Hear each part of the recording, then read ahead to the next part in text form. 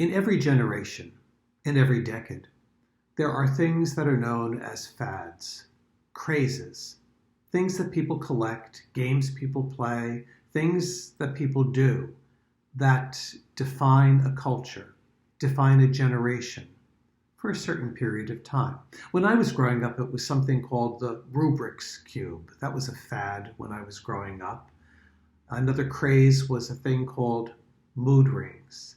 Now, if you don't know what either of those are, a quick internet search will help you find out what they were. In more recent times, people have been caught up in things like the ice bucket challenge, a good fad, a good craze that helped raise money for ALS research. And then how about the cronut? Do you remember the cronut? That was big for a while. The cross between a croissant and a donut. There was a period of time that bakeries that were making them couldn't keep them in stock fast enough. They were in such high demand. The dictionary defines a fad as a practice or an interest, followed for a time with an exaggerated zeal. Followed for a time with an exaggerated zeal. Sometimes it's known as a craze. In one of her books, the author Carol Willis has one of the characters say, "Why do only awful things become fads? Why never chocolate cheesecake or thinking for yourself?" In today's readings, particularly from the Acts of the Apostles, we come upon a moment in which the disciples have been arrested. They are now in jail. And the leaders of the time decide we need to make an example of these men. We need to make an example of these men who have been preaching and teaching about Jesus. So maybe we should torture them, keep them in jail for a long period of time, perhaps even execute them, so that other people looking at this will say, I don't think I want to follow this Jesus stuff.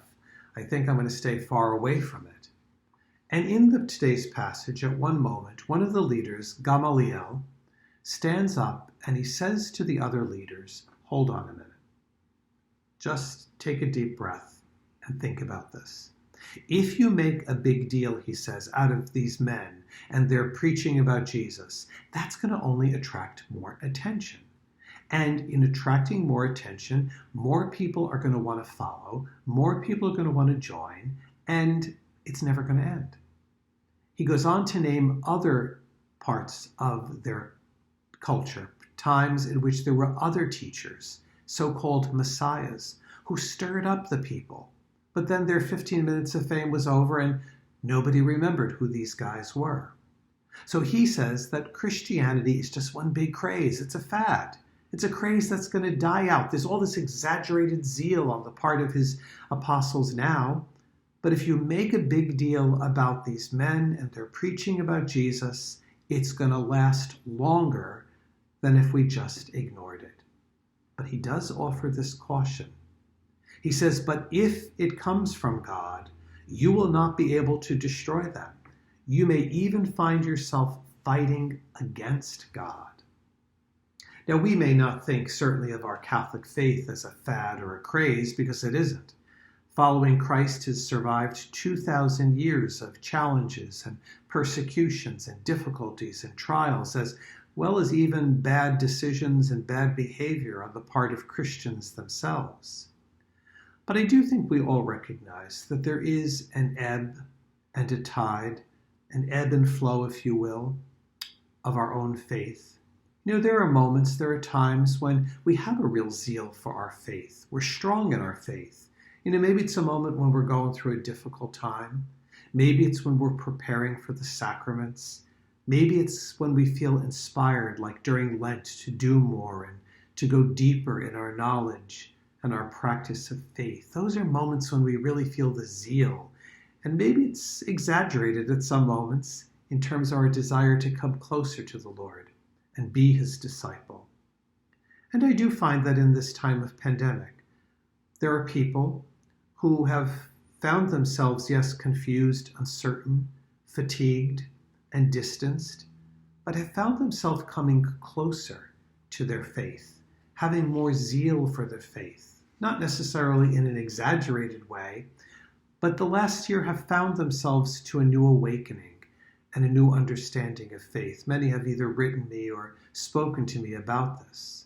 And I do realize that has not been for everyone. But my prayer is that as spring and now summer approach, that this will not be only a time of vacation and hopefully returning to a more normal life, whatever that's going to look like. I hope it's going to be a time where the zeal, where the desire to live our faith doesn't decrease, but it intensifies, it increases in many ways. And not simply for ourselves, that it would increase in us for others. See, that is what prevented Christianity from becoming a fad or just a craze that died out. It was lived, this faith, not simply for people for themselves, but it was lived so that others would experience joy and love and forgiveness, that their encounter with Christians would help them come alive and see their life in a new way. Today is the Pope Emeritus Benedict XVI's 94th birthday.